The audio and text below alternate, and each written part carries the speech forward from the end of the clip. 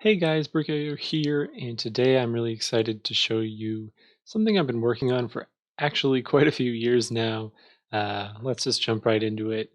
I have this spreadsheet of all of the Ninjago minifigures, and I say all with an asterisk because there's a couple of rules kind of a minifigure needs to do in order to be added to the list. So this is my attempt at sort of collecting every single Ninjago character onto a spreadsheet and sort of deciding on an order for them. One day I hope to be able to have a giant minifigure display case with every single Ninjago minifigure in it, and this is sort of the idea behind the spreadsheet is like what order I would place those in. Basically, on the top, every ninja gets their row. I realize my camera's kind of covering up a little bit, but it's just the first few ninja, the DX variants and stuff. So you start off with the 6 ninja and then Wu and Garmadon, and I added Wu and Garmadon because those characters basically have a new version every season for the most part. So I thought I should also sort of be tracking those as sort of main characters because they do have a lot of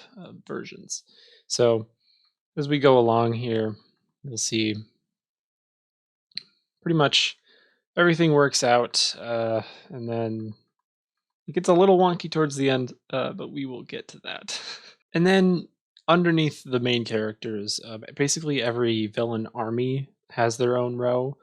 So we got the Skullkin, and then the Serpentine, Stone Army, Nindroids, Anachondra Cultists, Ghosts, Sky Pirates, Day of the Departed villains. I did Day of the Departed separately because it is kind of its own season, and those characters are sometimes different from Legacy.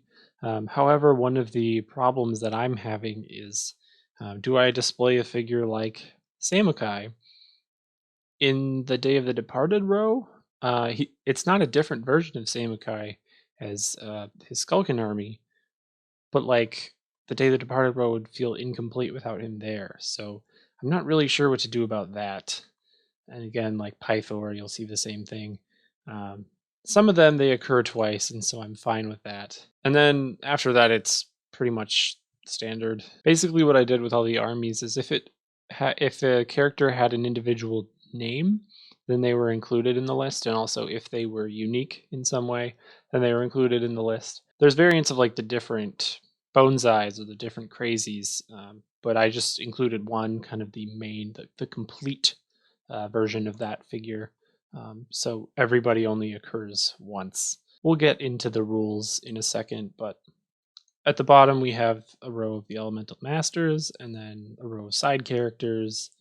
These ones are very long. And at the bottom is a row of Citizens. The Citizens category mostly includes figures from the Ninjago movie sets that were just kind of like randomly named. But it also includes Claire and Jesper from the Temple of Airjitsu because those figures are not really canon to Ninjago, so they're sort of just random citizens. All right, so now let's get into the rules for what I've come up with so far for what should be in here. So all minifigures with unique torso printing, again, basically just that's kind of a way to distinguish figures apart, and then all characters with a unique name because some characters have the same torsos.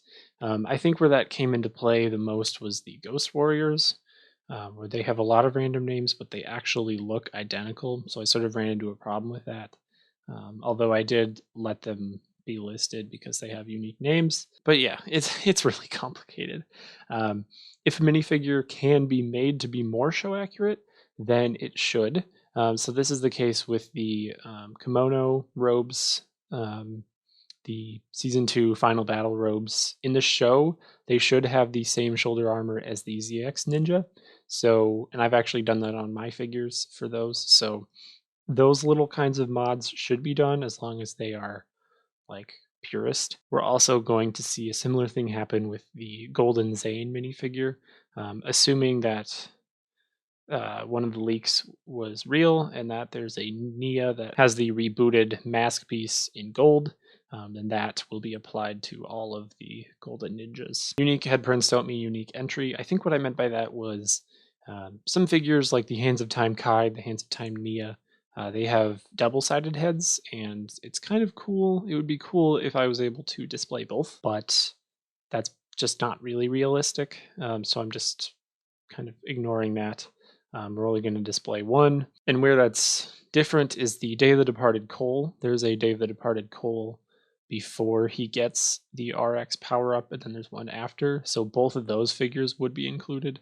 But like a Hands of Time Kai before, just with one head, and then the other head would not be included. All versions of a character should be placed next to each other except for Day of the Departed villains, like I talked about before. The ones from that era should be included in that row separately. Though I don't know how I feel about that. That's what I just decided to go with, but I'm open to hearing suggestions. If a ninja exists in a suit, then leave space for other ninja that would have that suit. This comes into place with the golden armor, the golden ninja variants from season 3. We now have Zane and Kai, but there also should be a Jay and a Cole, technically. So I kind of left a space for those figures should they ever exist. Then legacy characters are placed at the end of their respective rows, and that goes for everybody. The ninja as well as the baddies, they get just added to the row. So specific armies for the baddies can grow, but also the ninja, because some of the not all the ninja have the same legacy prints. But we will get into that more in a second. Characters are placed where they happen chronologically, so the armies go beginning to current, and then the ninja go beginning to current, left to right, which you saw. And then ninja variants that aren't in a suit should be placed at the end of the row to preserve the look of the row, because I just want and that was just kind of me wanting like a straight wall of like all of the Ninja Kai figures at once. So like Civilian Kai is at the end of the row at a separate thing. And then if a character is in bold, then that means that that figure should be modified to be more show accurate. And then if it's a ghosted character or in italics, that means that that character doesn't really exist right now. So like all the golden ninja from season 3, Digiverse Cole doesn't actually exist, but hopefully one day that figure will come out. So let's go back to the primary sheet, and I'm realizing that none of these have been bolded to be modified, so I guess we'll just change these for really quick. I had bold originally mean like what I had, but I wanted to update this to be a public document, so it didn't make sense to track my collection on here, so I unbolded everything and I didn't go back through and fix that, so I will have to do that. We'll see that it kind of works out. They did a really good job at the beginning of basically like going back and doing not canon, but versions of characters that would be there. They did like a Tournament Zane in Tournament of Elements, and they filled in like a Lloyd DX. Another thing that I have realized is that using the Day of the Departed torso for Lloyd, you technically could do a original suit Lloyd if you really tried. Although this Lloyd Garmadon and this Nia refer to like those kind of characters in civilian clothes that we got in minifigure form. I'm not going to go through and explain everything. One, just because I don't remember it, and also if you're interested, just take a look at the document. But there were some interesting things that happened sort of at the end here. Again, you can see this is the split between, this is the last, so we have the season 13 hero versions of the characters, and then the Spinjitzu Burst. But only Kai, Cole, and Lloyd have Spinjitzu Burst variants, even though all the ninja kind of should, maybe. And I guess those spaces would just be left blank for now, because I would want the season 14 ninja to all be in the same row, so that if you look at it, you can look right down the column and see like all of those suits together. But I don't know. And then again, like Spinjitzu Slam, they don't all have a variant. And what I did notice is that there's the FS variants, which they all have, which is when they have like the scroll in the sets. And that is different. It's a different piece on the head, a different color than the Spinjitzu Slam. Or than the Spinjitzu Slam.